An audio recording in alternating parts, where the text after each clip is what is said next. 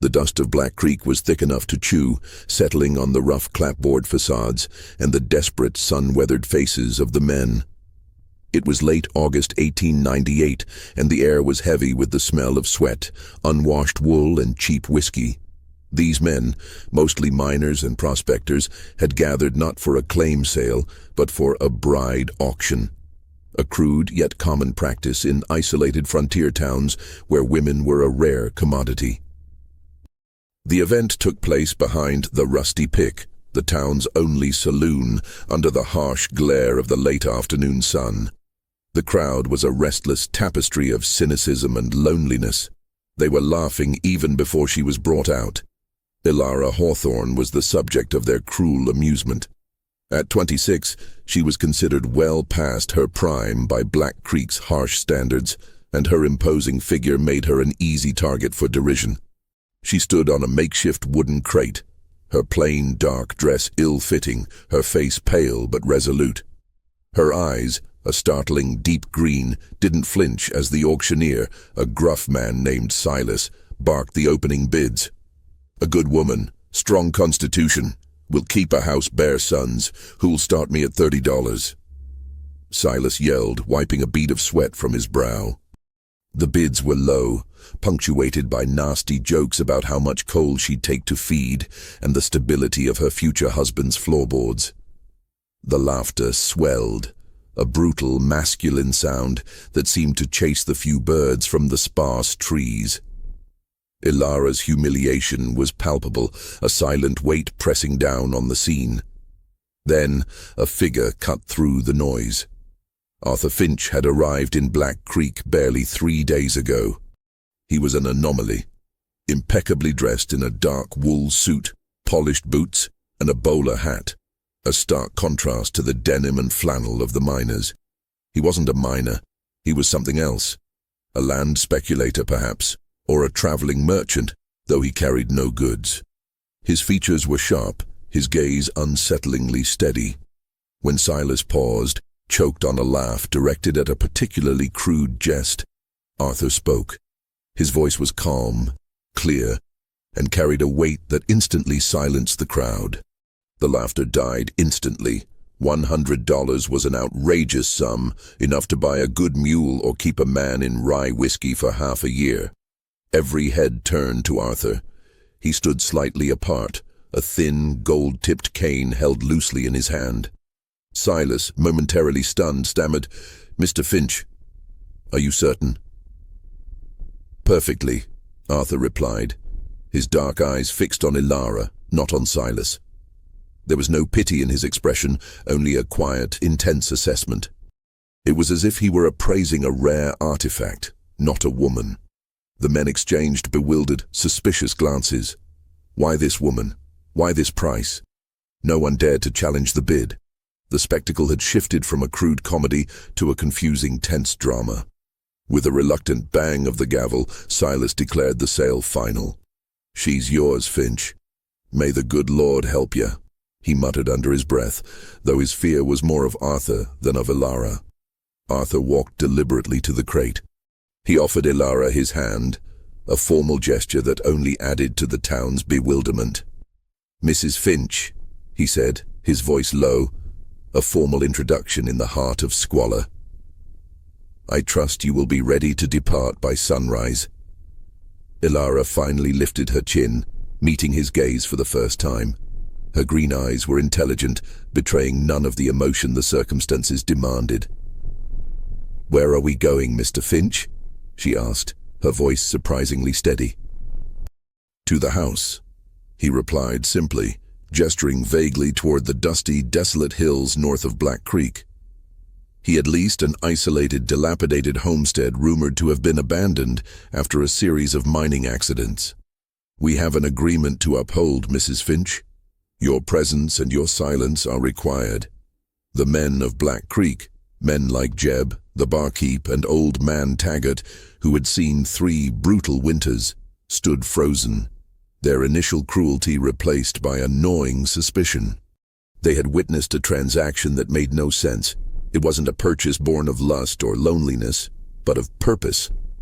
That night the saloon was buzzing with unease. "What does he want with her?" Jeb asked, polishing a dirty mug. "She's too much woman for any man, let alone a dandy like Finch," Taggart rasped, scratching his stubble. "There's something wrong about it, something unnatural." The laughter had ceased. In its place, a chill settled over the town, a cold knot of curiosity and dread. They had laughed at the bargain, but the weight of Arthur Finch's true intent now pressed down on Black Creek like the heavy fog of an oncoming storm. They suspected a dark secret had been purchased alongside Elara Hawthorne, and that secret would soon bleed into their own troubled lives. The mystery had begun. Don't miss what happens next. The truth behind Arthur's strange purchase and the secret he forces Elara to keep will be revealed in the next chapter. Make sure to subscribe and hit the notification bell so you don't miss the next part of this forbidden story. The journey took 5 silent hours. The trail, a barely marked scar in the rugged terrain north of Black Creek, led them higher into the desolate ridges. The air grew thinner, colder, and the omnipresent coal dust gave way to the sharp, metallic smell of dry rock and pine needles. Elara Hawthorne sat rigidly beside Arthur Finch in the worn leather carriage he'd procured. The silence between them was not comfortable. It was a vast, heavy void, broken only by the rhythmic clop of the horses' hooves and the creak of the wagon's dry axles. Elara risked a glance at her new husband. Arthur was still impeccably composed, his jaw set, his gaze fixed on the horizon as if charting a course far beyond the dusty Montana hills. He had not touched her, nor had he offered a single explanation for his actions. The $100, a fortune in Black Creek, hung between them like a physical object, demanding an explanation she dared not ask for yet. She was not a desperate woman seeking salvation. She was a woman resigned to her fate, yet fiercely observant. She studied the landscape, noting the stunted trees, the sharp drop-offs, and the isolated nature of their route. This was not a trip to start a family. It was an exile. As the sun began to dip, painting the western sky in hues of bruised purple and harsh orange, Arthur finally broke the silence, his voice flat. "The house is ahead. It is known as the Solitude," he informed her, using the formal tone of a landlord addressing a tenant. It was the property of a man named Silas Kroll, a failed prospector. He vanished 2 years ago. The town believes he was buried in a collapse. I suspect they do not care. "And what do you suspect, Mr. Finch?" Elara asked quietly. Arthur turned his head, his dark eyes meeting hers with an intensity that made her skin prickle. "I suspect that what Black Creek dismisses as fate is often merely carefully arranged misfortune." He paused, a faint, chilling smile touching his lips. "You will learn that I do not pay large sums for mere companionship, Mrs. Finch. I pay for utility." The Solitude was less a house and more a gaunt silhouette against the twilight. It was a 2-story wooden structure, weathered and gray, perched precariously on a high ridge overlooking a steep, forested valley.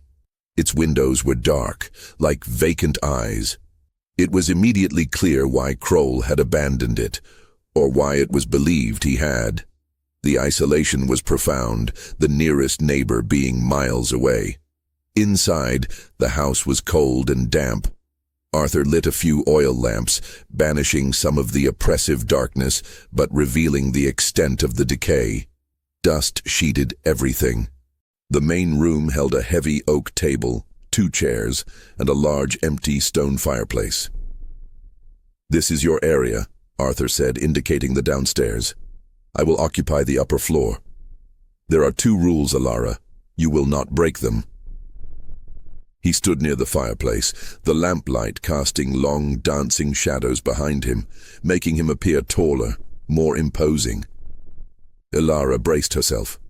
"Tell me. First, you will not speak to anyone from Black Creek. If they call, you do not answer. You are to be seen as my silent, reclusive wife, tending to our affairs. You are to be invisible. And the second, Arthur walked to the table and laid down a heavy leather-bound book, a ledger filled with dense, neat handwriting. Second, you will copy this ledger meticulously. Every name, every date, every number.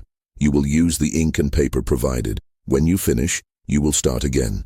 You will do this every day without fail, for as long as I require it. Ilara approached the book, her brow furrowed in confusion. The ledger was not related to mining or land speculation. It contained rows of dates, names of individuals she did not recognize, and corresponding numeric codes. It looked like an account of something, but the columns were labeled with cryptic headers like acquisition, reconciliation, and disposal. "What is this?" she asked, touching the faded leather. "That is the account of services," Arthur stated, his voice now dangerously low. "It is the record of the true business conducted in Black Creek over the last decade. It records every illicit debt, every political favor bought, and every quiet disappearance paid for. It is the town's true history." Ilara's breath caught.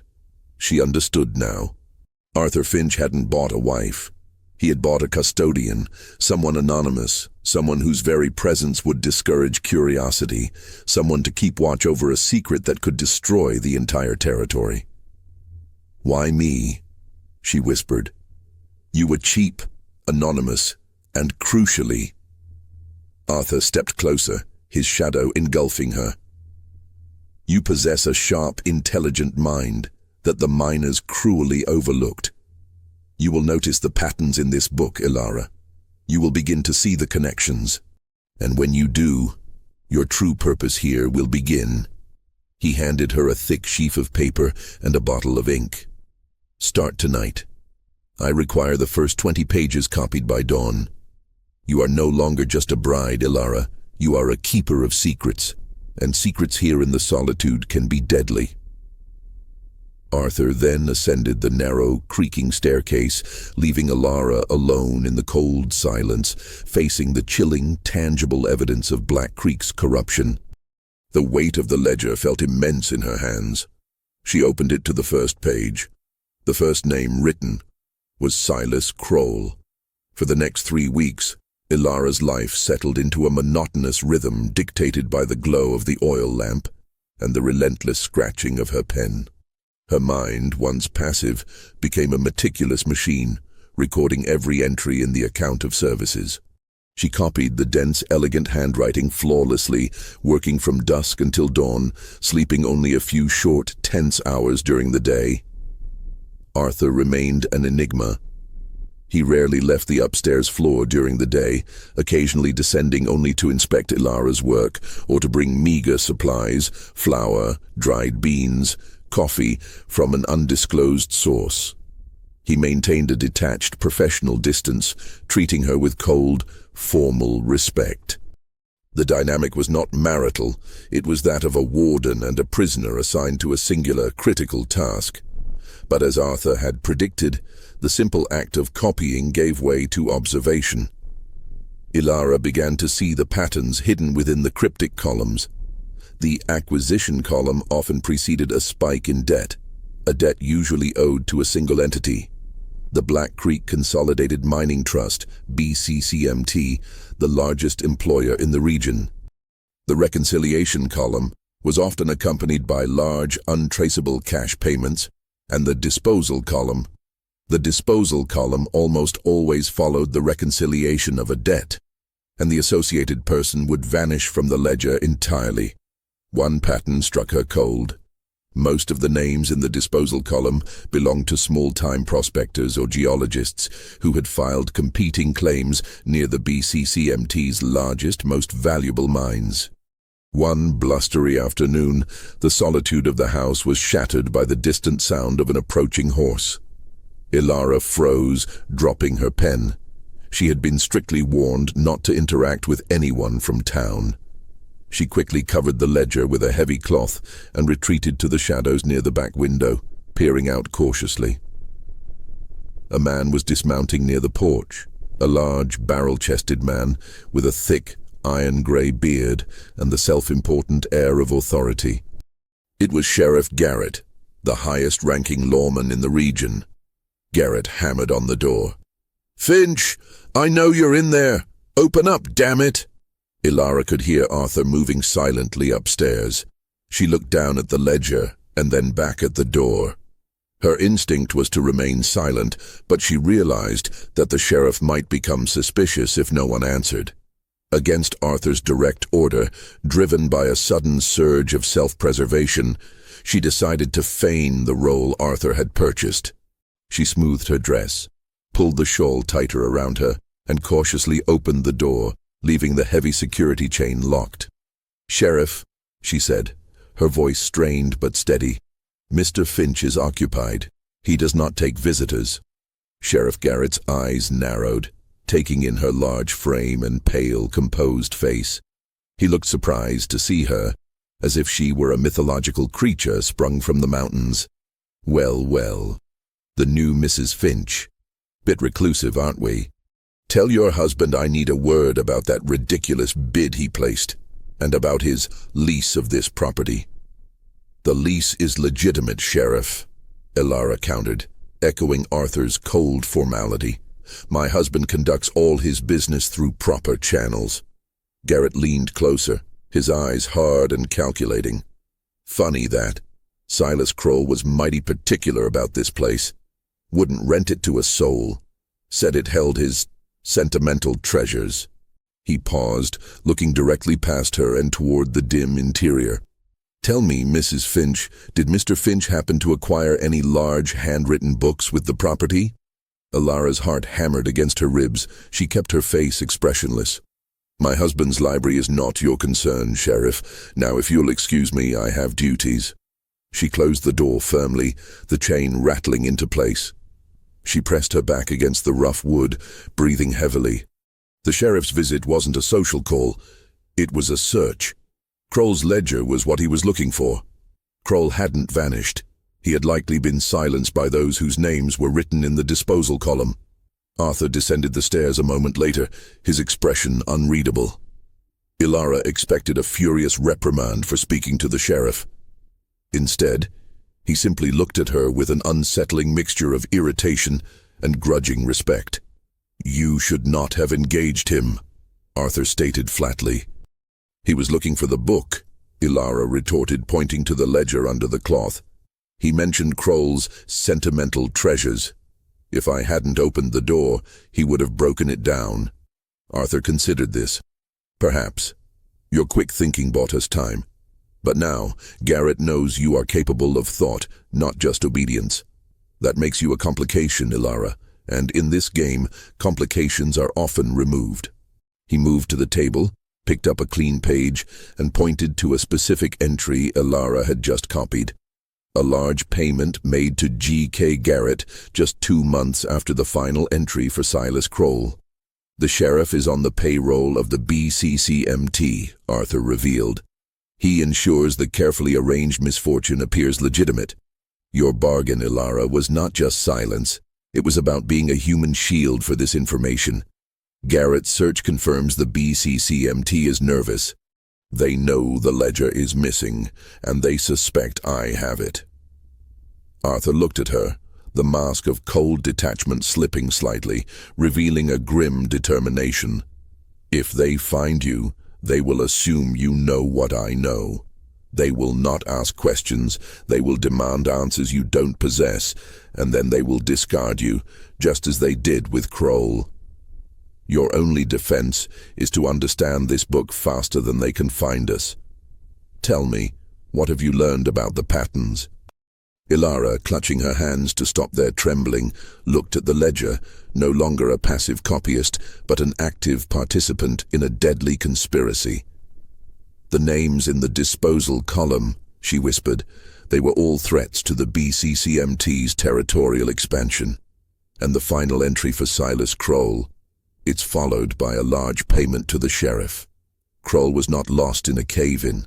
He was bought and silenced." Arthur gave a rare, sharp nod. "Good. The game is moving, Ilara. We are no longer hidden. The house has eyes, and the sheriff is one of them. We must accelerate." Following the sheriff's aggressive visit, the atmosphere in the solitude became suffocatingly tense. Arthur Finch, now convinced their isolation was compromised, pressed Ilara to work with a new urgency. He began spending more time downstairs, poring over local maps and old mining deeds, often comparing them directly with the names and dates in the account of services ledger. Ilara's role shifted from a simple copyist to an analyst.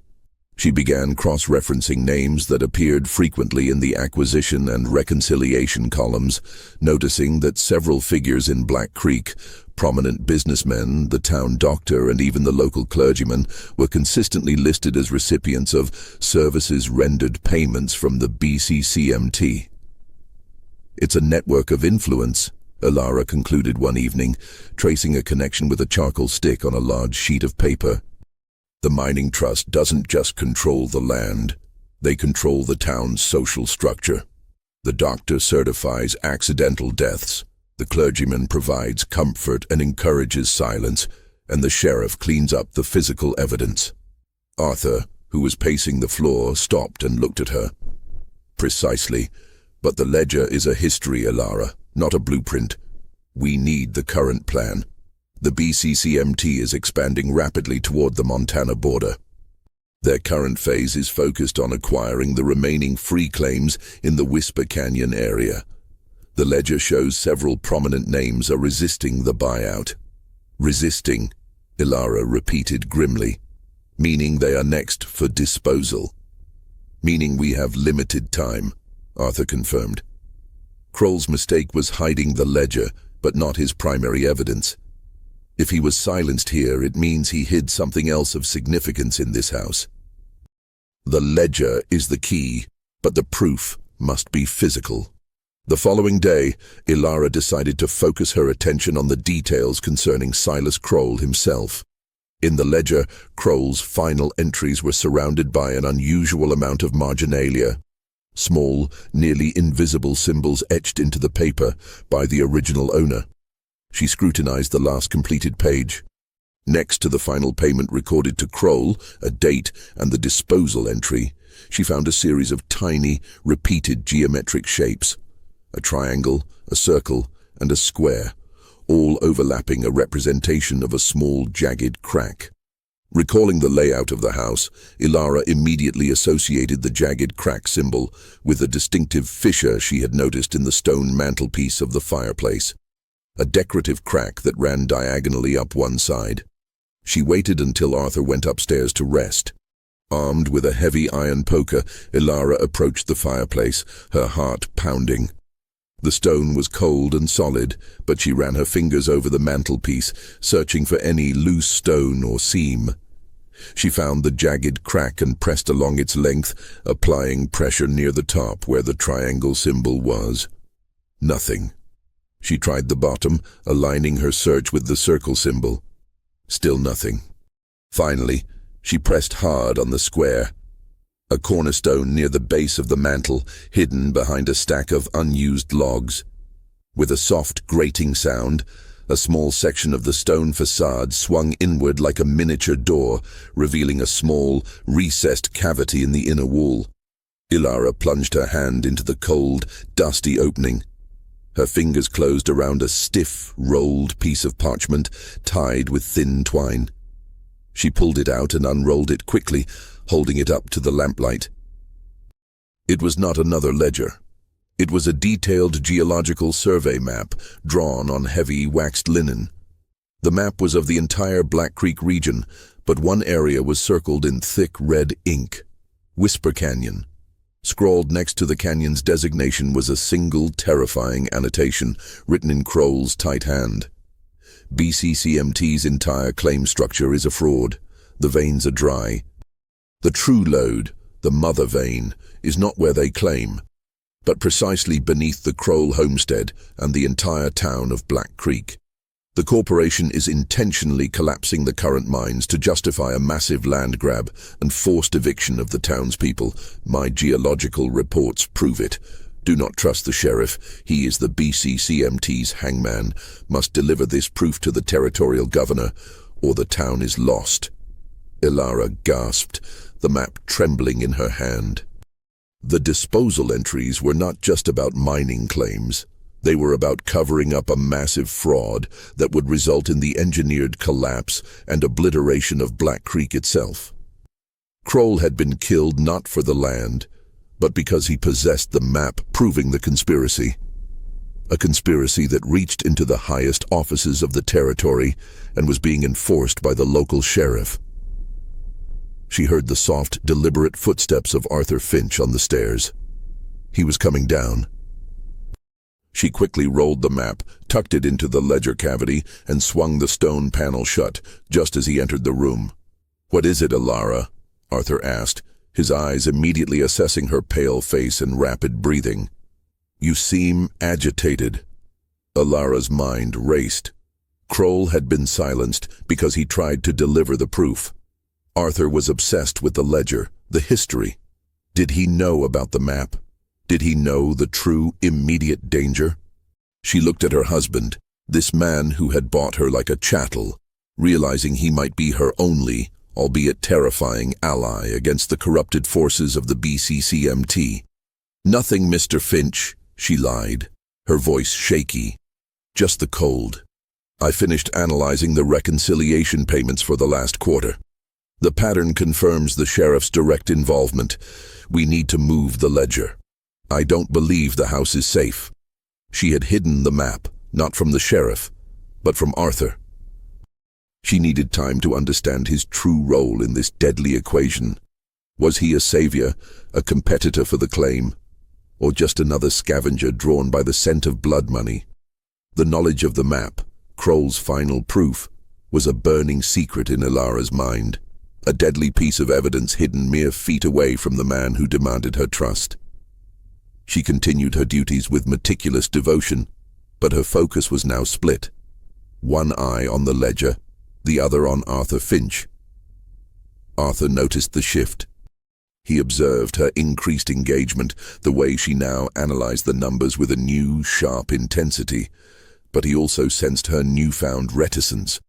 "You are holding back, Ilara," Arthur stated one afternoon, leaning against the doorframe as she worked. His tone was not accusatory but observant. "The patterns in the ledger have provided a significant deduction. You found something personal in Kroll's entries. What was it?" Ilara kept her hand firmly on the ledger. She knew she had to test him to determine his allegiance. "I found a personal ledger detailing Kroll's attempts to secure funding outside of Black Creek. He was desperate. He was not just a prospector, he was a man attempting to expose a crime that implicated very powerful people." She omitted the map and the threat to the town. Arthur stepped closer, his shadow falling across her work. Desperation leads to fatal mistakes. Kroll's only mistake was to believe that the territorial governor would listen to a poor, marginalized prospector over the powerful directors of the BCCMT. He sought political recourse, not justice, and that is why he was disposed. "And what is your plan, Mr. Finch?" Ilara challenged, meeting his gaze. "You possess the evidence of the conspiracy. You paid a fortune for this ledger. Are you seeking justice, or the vast, lucrative claim Kroll discovered?"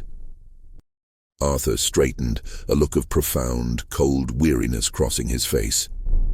"If I were seeking the claim, Ilara, I would not have risked exposing myself by purchasing you in front of the entire town. I would have simply followed the geological data and filed my own papers quietly." He moved to the small window, looking out over the desolate ridge. "My purpose here is simple: exposure. The BCCMT has been operating a criminal enterprise that extends far beyond the Montana border. They profit from organized collapse and orchestrated disaster. The ledger is the paper trail, the means to implicate them. But I need something more than just names and numbers. I need a face, a narrative, and a clear, undeniable motive that will stand up in a congressional inquiry." "A congressional inquiry?" Ilara was astonished. "You are not a prospector or a speculator. Who are you, Arthur Finch?" Arthur finally turned back to her, and for the first time, he offered a genuine though grim truth. My family's investment firm was severely compromised by a similar arranged misfortune orchestrated by a subsidiary of the BCCMT 10 years ago. It destroyed my father. I have spent the last decade tracking their methods. I am not a lawman, Ilara. I am an avenger seeking to expose the largest criminal conspiracy of corporate greed in the American West. Before Ilara could process this staggering revelation, the sound of horses, heavy and numerous, approached the house. Not one horse, but several. This time there was no tentative knock. Sheriff Garrett and 4 deputies were dismounting, their faces grim, rifles visible. Garrett bellowed, "Finch, I know Kroll's paperwork is inside. Come out now, or we'll tear the walls down." Arthur cursed under his breath. They're not just looking for the ledger now. They've been authorized for a forceful search. The sheriff is desperate. "They'll find the map," Ilara whispered, terrified. "The geological report is hidden behind the fireplace." Arthur stopped, his eyes widening slightly. His composure broke, revealing true alarm. "You found Kroll's map. Why didn't you tell me?" "I needed to know your allegiance first," Ilara retorted, grabbing the poker and standing protectively near the hearth. Arthur didn't argue. He grasped the immediacy of the threat. The ledger is dangerous, but the map is the death sentence. It proves the conspiracy to destroy the town. If they find it, Kroll's fate is ours. What do we do? "We separate the evidence," Arthur said, his mind working with furious speed. "I will delay them. You must take the map and hide. Not here. Outside." "And Ilara." He grabbed her wrist, his grip surprisingly firm. "If they capture me, you must take that map to the territorial governor's office in Helena. You are the only one who can expose them now." He released her and sprinted upstairs. The deputies were already breaking down the front door. Ilara didn't hesitate. She rushed to the fireplace, her hands flying to the concealed stone panel. She pried it open, snatched the rolled map, and tucked it deeply into the bodice of her dress. Arthur's voice boomed from the upstairs window, echoing across the valley. "Sheriff Garrett, you have no legal warrant to enter this property. This is a grave error you will pay for." The diversion was successful. As the sheriff and his men stormed the lower floor, their attention fixed on finding Arthur and the massive ledger. Ilara slipped through the back door and plunged into the dense thicket of pines behind the house. The cold air hit her face, sharp and biting. She could hear the shouts and the sounds of breaking wood from the house. She was alone, running blind through the harsh Montana landscape, the fate of the entire town of Black Creek, a town that had mocked and humiliated her, now resting on the waxed linen map pressed against her heart. She was no longer a commodity. She was the catalyst of justice in a land corrupted by greed. She fled into the deepening shadows, the sound of the sheriff's men shouting Arthur's name fading behind her. Ilara ran until her lungs burned and her legs felt like lead weights. She ran not randomly, but toward the one geographical name that Kroll's map had highlighted, Whisper Canyon. The map indicated it was a deep, rugged gorge, known for its treacherous footing and dense foliage, a perfect hiding place. She spent the first night huddled beneath a massive, overhanging rock formation, shivering despite the heavy cloak she'd managed to snatch. The silence of the wilderness was broken only by the mournful howl of the wind and the distant, terrifying sound of horses and men searching the ridges. She knew the sheriff and his men would track her. They understood that Arthur had paid for her utility, and they would assume he had entrusted her with the most dangerous information. By dawn, Ilara had analyzed her situation. She was miles from Black Creek, possessed the key to a territory-wide criminal conspiracy, and was hunted by the local law enforcement, who were essentially hired assassins for the BCCMT. Her physical bulk, which had been the source of so much ridicule, was now a liability, slowing her down. Her only advantage was her sharp mind and the fact that the sheriff would be looking for Arthur first.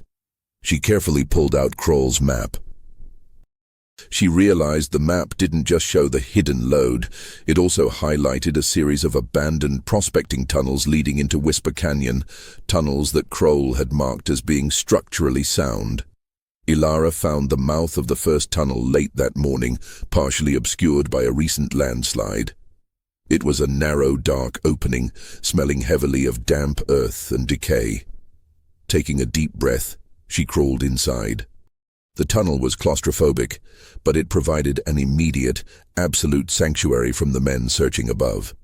Using the limited daylight filtering in from cracks in the ceiling, she navigated the dark, damp passages, guided by the precise markings on Kroll's map. She found a small, dry, relatively stable chamber deep within the earth, where Kroll had clearly spent time, as evidenced by a discarded oil lamp wick and a pile of dry moss. As she rested, the true horror of Kroll's narrative sank in. The BCCMT, rather than mining the false vein they claimed, was systematically weakening the bedrock beneath Black Creek to induce a catastrophic collapse, justifying a massive state-sanctioned land grab to access the true lode beneath the ruins of the town. The people who had laughed at her, the children playing in the dusty streets, the men drinking at the rusty pick, they were all slated for a planned mass disposal. This knowledge galvanized her. Her mission was no longer about saving herself, but about saving the town.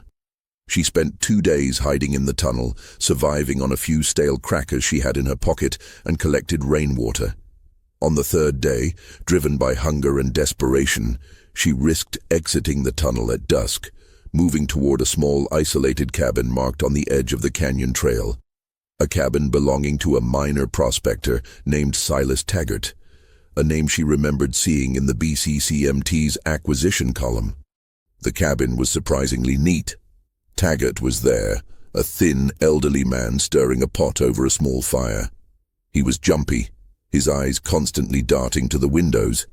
Ilara burst in, the sight of her large silhouette frightening the old man so much he dropped his spoon. "Mr. Taggart, don't scream. I am Ilara Finch. I was the woman Arthur Finch bought." Taggart stared, his fear giving way to suspicion. "The fat bride? What do you want? Is Finch after my claim?" "No. Arthur Finch is being hunted by the sheriff, just as the sheriff hunted Silas Kroll. I have Kroll's final geological report." Ilara pulled out the map, unrolling it quickly and placing it on the rough table. "Look at this. The BCCMT doesn't want your claim, Mr. Taggart. They want the town to collapse so they can access the lode beneath it." Taggart, a man accustomed to betrayal, scoffed at first. But as Ilara pointed out the familiar geological markers and Kroll's neat handwriting, his suspicion began to crumble, replaced by a cold, dreadful understanding. "The land. They said I was holding out. They offered me next to nothing. They said if I didn't take the money, my claim would be lost in the next landslide." "It won't be a landslide, Mr. Taggart," Ilara said, urgently. "It will be an engineered collapse. The BCCMT has corrupted the law. The sheriff is their operative. We need to get this map to the territorial governor immediately. You know the trails better than anyone." Taggart looked at the map, then at the young woman who had been a figure of ridicule, now a desperate, focused ally. The terror in her eyes was genuine. "Helena is 3 days' ride. They'll be watching the main roads. Then we take the old smuggling trails. Arthur Finch is distracting them in Black Creek. We are the only chance Black Creek has. Will you help me, Mr. Taggart?" The old man finally nodded, his face etched with grim resignation. "I've lived in this damned canyon my whole life. I won't let those greedy bastards bury it. Get some coffee, girl. We ride at midnight." The alliance was formed, born not of affection, but of necessity and a shared terrible truth. The chase had begun in earnest. Back in the solitude, Arthur Finch's initial plan had been a calculated risk, but it had devolved into a brutal interrogation. Sheriff Garrett and his deputies had seized the account of services ledger, but their victory was hollow. Arthur had used the delay to his advantage, scattering pages of meaningless falsified notes around the house to confuse their search. Garrett, a man whose greed had been purchased by the BCCMT, was incensed by the resistance and the knowledge that Kroll's true proof was missing. He found Arthur hiding in the upper floor, and the subsequent hours were dedicated to extracting the map's location. Arthur maintained a stoic silence, enduring the harsh questioning. He understood that his survival depended on the sheriff believing that he was the sole person who knew the map's location and that he was still alive. "Where is it, Finch?"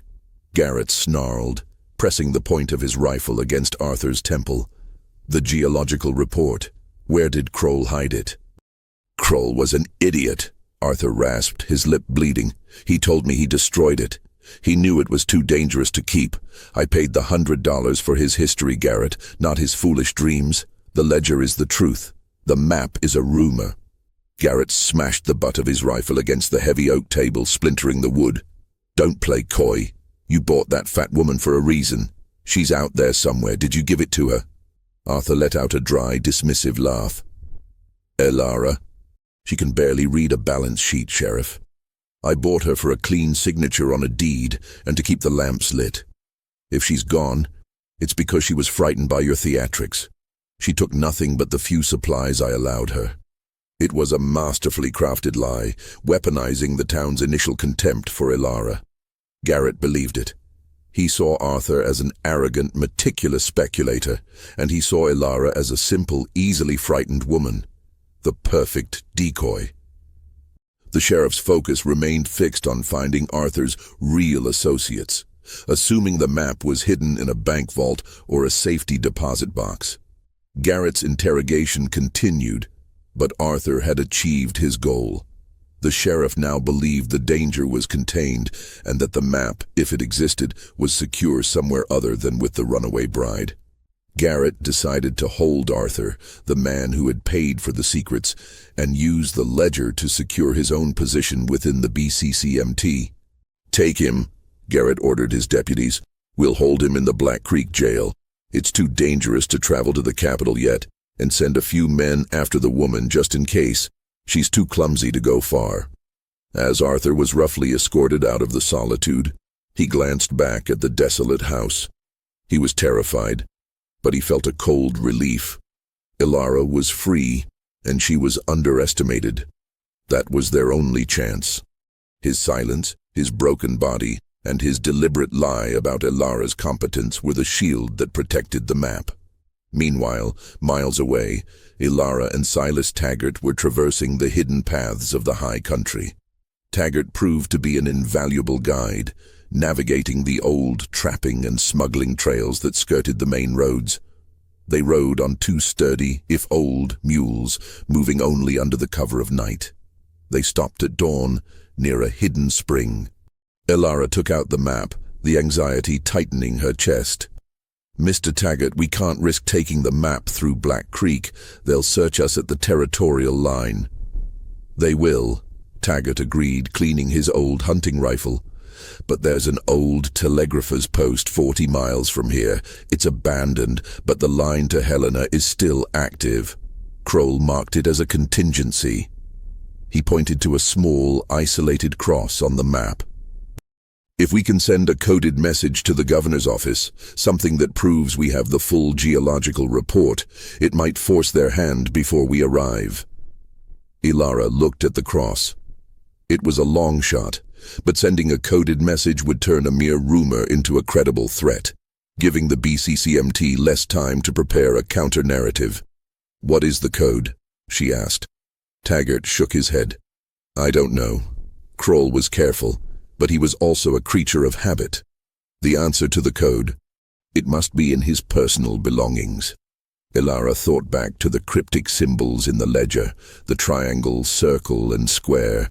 They were clues, but for what? "It's not in the ledger," she realized aloud. "It's the only personal thing Kroll truly cared about, the coordinates of his original claim. They are his legacy, his secret, the one thing he would trust with a contingency plan." She had to try. They rode hard toward the abandoned telegraph post, the hope of a breakthrough their only comfort in the grim, silent wilderness. The race against the BCCMT had reached its critical, desperate phase. Arthur is captured, but Alara is closing in on her target. Will she decode the final message in time? Make sure to subscribe and hit the notification bell so you don't miss the climax of this forbidden story. Alara and Silas Taggart reached the abandoned telegrapher's post just before midnight. It was a solitary wooden shack tilted precariously on a high plateau. Inside, dust lay heavy on everything, but the essential equipment was still intact. A wooden desk, a battery-powered telegraph key, and a spool of unused paper tape. Taggart immediately began the difficult work of checking the line connections, splicing frayed wires, his old hands working methodically in the flickering lamplight. Alara, meanwhile, was focused on the message. She pulled out Kroll's map and located the coordinates Taggart had mentioned, the exact latitude and longitude of Kroll's original, abandoned claim, which were written in fine script next to his name. The code must be based on a sequence of numbers only Kroll would know, Alara reasoned, pacing the small room. The latitude and longitude are unique and tied to the land. They are the key. The coordinates were 45, 891N, 112, 553W. If we send the message in clear text, it will be intercepted and disregarded, Taggart muttered, tightening a connection. But if we send a partial, coded message that only the governor's top aide would recognize as Kroll's contingency, it might work. I have it, Alara declared, a sudden jolt of cold certainty running through her. The code isn't a cipher, it's a sequence of critical numbers.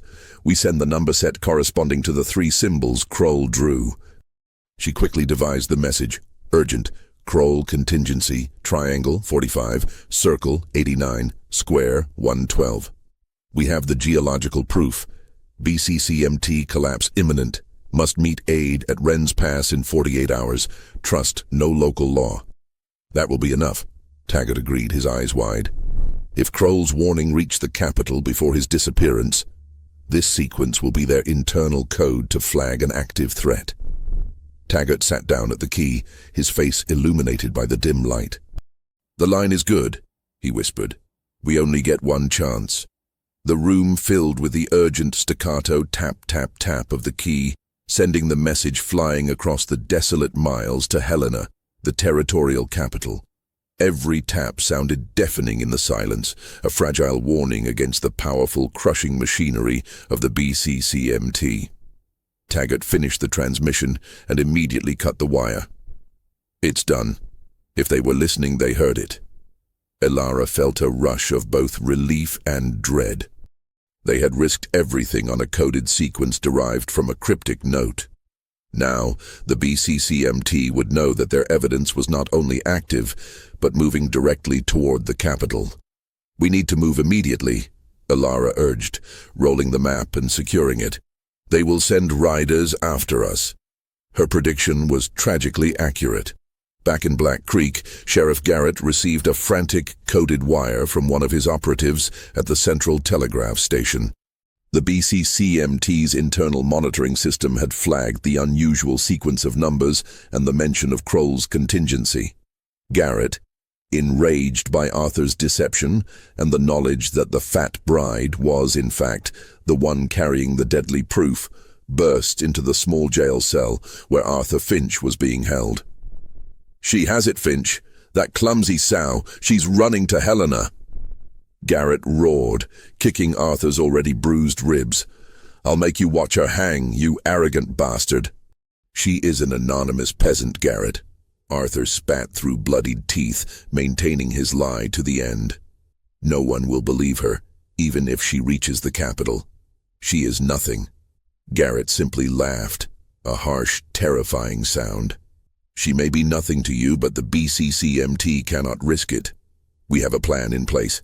If the map is exposed, the town is still a liability. I have orders. Accelerate the timeline. He signaled to a deputy. Release the pressure in Tunnel 7. A small, controlled landslide. Nothing too big, just enough to distract the town, and then notify the BCCMT directors. Phase 2 is commencing. We'll find the woman, but the town is now expendable. Arthur understood the chilling implication immediately. The sheriff was triggering the first intentional collapse, a warning, a test of the BCCMT's plan. He had gambled his life to buy Ilara time, but now that time was running out. The engineered disaster was beginning. Meanwhile, Ilara and Taggart were miles away, unaware that the ground beneath Black Creek was about to shift. They were heading toward Wren's Pass, the designated meeting point, a desolate, narrow mountain trail on the direct route to Helena. As they rode, they heard the first distant tremor rumble through the ground, a deep, unsettling sound that echoed through the canyons, the sound of the earth beginning to give way, orchestrated by greed. Ilara realized that even if they reached the capital, they might arrive too late to save the people who had laughed at her. The final leg of the journey to Wren's Pass was the most perilous. Ilara and Taggart moved through a dense fog that settled over the high mountains, a cold, oppressive blanket that added an air of mounting dread. The subtle geological tremors continued, a low, unnerving vibration in the earth that spoke of the engineered catastrophe unfolding back in Black Creek. Ilara was exhausted, but her determination was a solid, unshakable core. She no longer saw herself as the humiliated fat bride. She was the custodian of a terrible truth, the unlikely figure holding the fate of a community. "Wren's Pass is ahead," Taggart whispered, pulling their mules to a halt on the narrow trail. "It's a steep gorge, perfect for an ambush, but the only way through the mountains before the main road." They dismounted, proceeding on foot, moving carefully through the thick pine woods. Ilara clutched the map beneath her coat, the texture of the waxed linen a constant reassurance. They had traveled barely 100 yards when Taggart suddenly froze, raising his hand. "Stop. Someone is waiting." The figure stepped out from behind a colossal granite boulder blocking the narrow pass. It was not Sheriff Garrett, but a man in an expensive, city-tailored coat and trousers. A man whose face Ilara recognized from the BCCMT's ledger, listed consistently under the largest services rendered payments. This was Mr. Alistair Vaughn, one of the BCCMT's executive directors, a man who rarely left his comfortable office in the territorial capital. Vaughn was accompanied by 2 hired enforcers, silent, hard-eyed men who carried rifles and had the unnerving stillness of professional killers. "Mrs. Finch," Vaughn said, his voice smooth and devoid of emotion, a chilling contrast to the violence he represented. "A remarkable effort. I must commend Mr. Finch for his choice of a decoy. We never suspected the most crucial item would be entrusted to such an unassuming vessel." Ilara stepped forward, placing herself in front of the aging Taggart. "The governor's office has been informed, Mr. Vaughn. The coded message was delivered. They know about Kroll's contingency. You are too late." Vaughn chuckled softly, an unpleasant sound in the quiet canyon. "A bluff, Mrs. Finch. Your coded message was intercepted. It was intriguing but insufficient. It merely confirmed that Arthur Finch was not lying. He sent his custodian to play a dangerous game." He gestured to the 2 enforcers. "They were sent to retrieve the map and to ensure no one speaks of this again. A tragedy in the high mountains, a fall." Suddenly, Taggart made a quick, shocking move. He didn't raise his rifle at the enforcers. Instead, he stepped back, pushing Ilara slightly toward the edge of the trail, his face twisted in a look of profound fear and desperation. "Mr. Vaughn, she told me everything," Taggart cried out, his voice shaking. "I just want the money. The BCCMT offered me a few $100s for my claim. I'll take the money, and I'll take the map from her now." Ilara stared at Taggart, utterly betrayed. Her only ally, the man who had guided her, was selling her out for a pittance. The old man, scarred by a lifetime of hard living, had finally yielded to greed and survival. "A wise choice, Taggart," Vaughn purred, a triumphant smile on his lips. "The money is yours. Secure the map. Taggart lunged at Ilara, grappling with her. He was frail but driven by desperation. Ilara, physically strong from years of hard work and now fueled by absolute fury at the double betrayal, fought back with unexpected violence. She used her superior weight, twisting away from his grip. "You're condemning the entire town, Silas," she shouted as she stumbled, nearly falling over the steep edge. As Taggart grabbed for her coat, his hand caught the loose flap of her heavy boot. He tripped and fell, his head striking a sharp, protruding rock. The sound was sickeningly final. Taggart collapsed without a sound, a victim of his own fatal choice. Ilara was now alone, facing Vaughn and his two armed enforcers.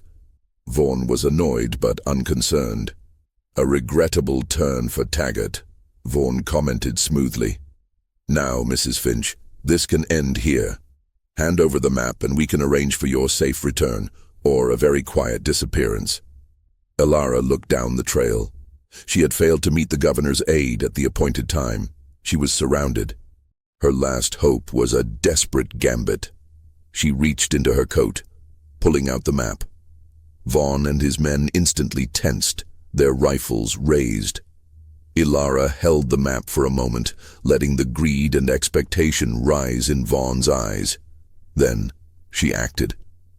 Instead of handing it over, Ilara suddenly crumpled the map into a tight ball and hurled it with all her strength over the side of the cliff and into the dense gorge below. Vaughn's calm facade shattered. "No, you fool!" he shrieked. "Get it! Get the map!" The two enforcers, driven by the priceless value of the document, sprinted to the cliff edge and began the dangerous descent, scrambling down the rocks in a desperate attempt to retrieve the falling evidence. Ilara seized the split second of chaos. She did not run back toward Black Creek. She ran forward, past the stunned Mr. Vaughn. She knew that as long as she was alive and free, the truth was still a threat. The evidence was destroyed, but the knowledge was not. "You can retrieve a paper map, Vaughn," Ilara shouted over her shoulder as she plunged into the cover of the woods. "But you can't retrieve what I've memorized. The governor will know where to dig." Vaughn stared after her, his eyes wild with fury and panic.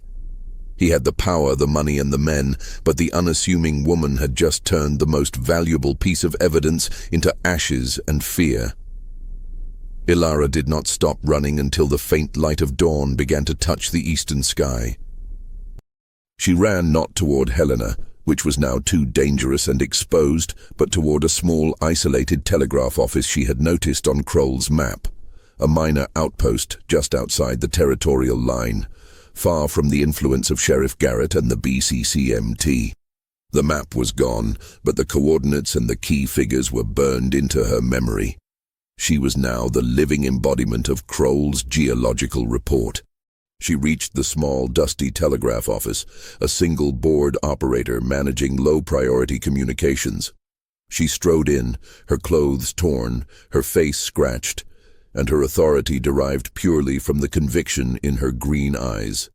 "Send an emergency, high-priority message, prepaid, to the territorial governor's personal aide, Mr. Thomas Harding," Ilara demanded, slamming the last of her coins onto the counter. The operator, startled by her intensity, grabbed a pad. Ilara dictated the message slowly, clearly, ensuring every word was precise, personal for Harding. "BCCMT conspiracy confirmed. Kroll map destroyed. I am the witness. Collapse imminent. Order immediate. Geological survey at coordinates." She dictated the specific of the true load. "Investigate Sheriff Garrett. Contact Arthur Finch, Black Creek Jail. He has the ledger." She had committed the ultimate act of trust, sacrificing the physical map to ensure her escape, and now she was entrusting the core evidence, Arthur and the ledger, to the state. The message was sent. Ilara collapsed onto a wooden bench, exhausted. She had done all she could.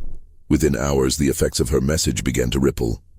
A direct, urgent order from the governor's office, triggered by the coded sequence and the explicit geological coordinates, was sent to the regional militia to secure the Black Creek Consolidated Mining Trust's offices and to place Sheriff Garrett under arrest. However, the BCCMT's plans were already set in motion. The small engineered landslide that Garrett had ordered quickly escalated. The structural integrity of the town, already compromised by years of reckless, unmapped tunneling, gave way entirely.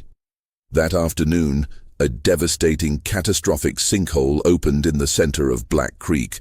The ground beneath the rusty pick, the general store, and half the residential area simply vanished, consumed by the earth.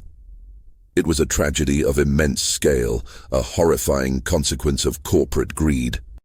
In the chaos, the territorial militia, arriving too late to prevent the disaster, managed to secure the jail. Arthur Finch was found alive, bruised but defiant. Sheriff Garrett, in a panic, attempted to flee but was apprehended near the edge of the collapse zone, his corruption exposed by the physical evidence of the engineered disaster. Ilara, after providing a detailed, sworn testimony, met Arthur in a guarded office in Helena. He was still weak, but his eyes held a look of profound, respectful gratitude.